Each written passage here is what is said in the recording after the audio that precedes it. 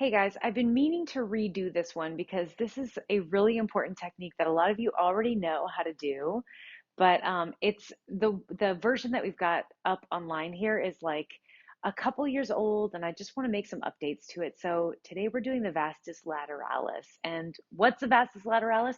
Well, most people, when they think they have an IT band problem, they actually have a vastus lateralis problem. The vastus lateralis is the quad muscle that's just in front of the IT band off to the diagonal of the thigh. Okay, so it'll connect from the outer edge of your knee up to the outer hip flexors. So we did the TFL last week. That's up here on Patreon.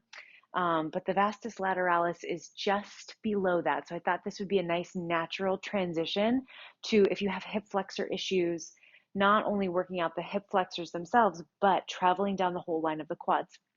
Most people don't know that they need this work. But what we do know is that, our pelvis is tilted forward or anteriorly and we have back issues, or maybe our psoas is really tight. And what that does is it asks the vastus lateralis to become like a flexed muscle. It brings it into flexion. And so if we can release these hip flexors and the vastus, then we might just bring balance back to the posture by putting the pelvis back into a neutral place. Okay, so let's do it. This is one of the most sensitive places on the body because it's one of the thickest and most important postural muscles.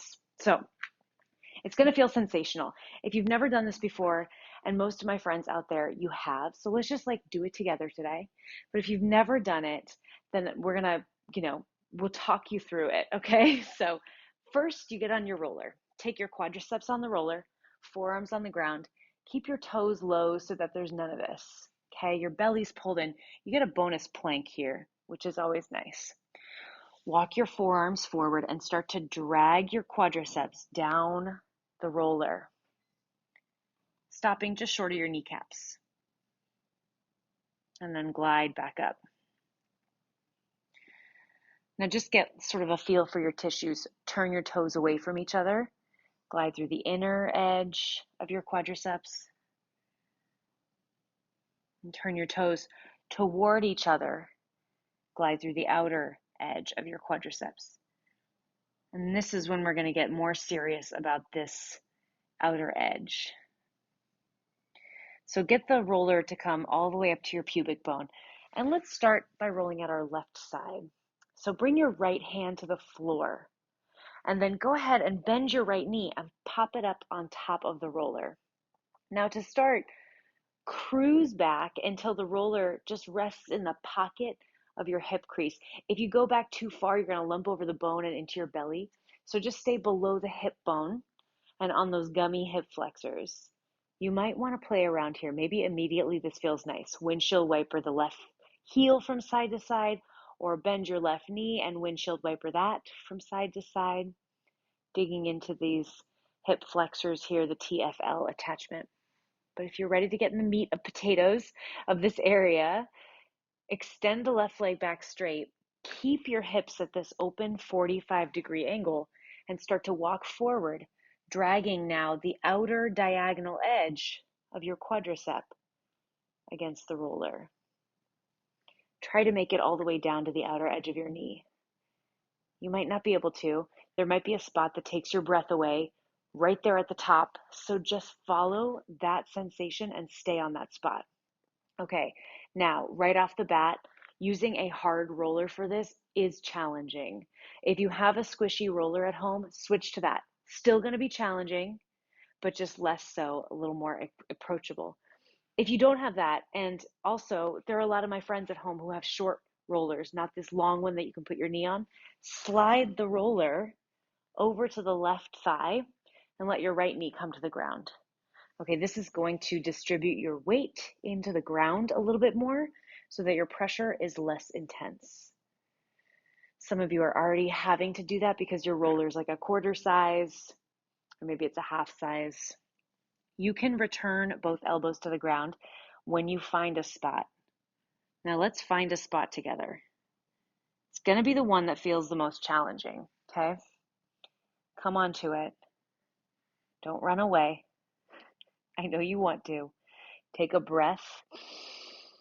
When you exhale, release all the tension that you're holding in your left kneecap. Just let your left kneecap melt. Yeah. That is the hardest part, and that's the part that makes the most change in the tissues. Now, maybe you can keep the same quality of softness that you just found while you gently bend your knee. Extend back out.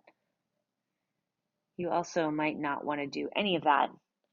You'll just stay and breathe and focus on trying to really absorb the pressure instead of fight back against it. This is such a layered, thick line of muscle tissue.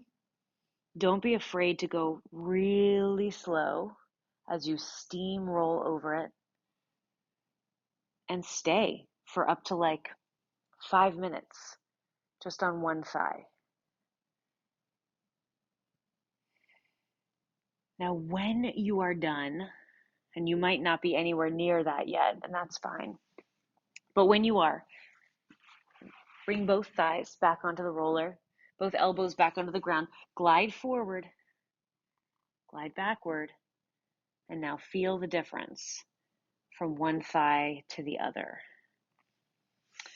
If you have a lower lordotic curve and anterior pelvic tilt, I'd be really surprised if your back didn't feel a little bit more relaxed after doing this sequence. Definitely make sure to do the other side, okay? If you need a refresher on how to do it, just rewind, go back to the beginning, hit that back arrow and start it again.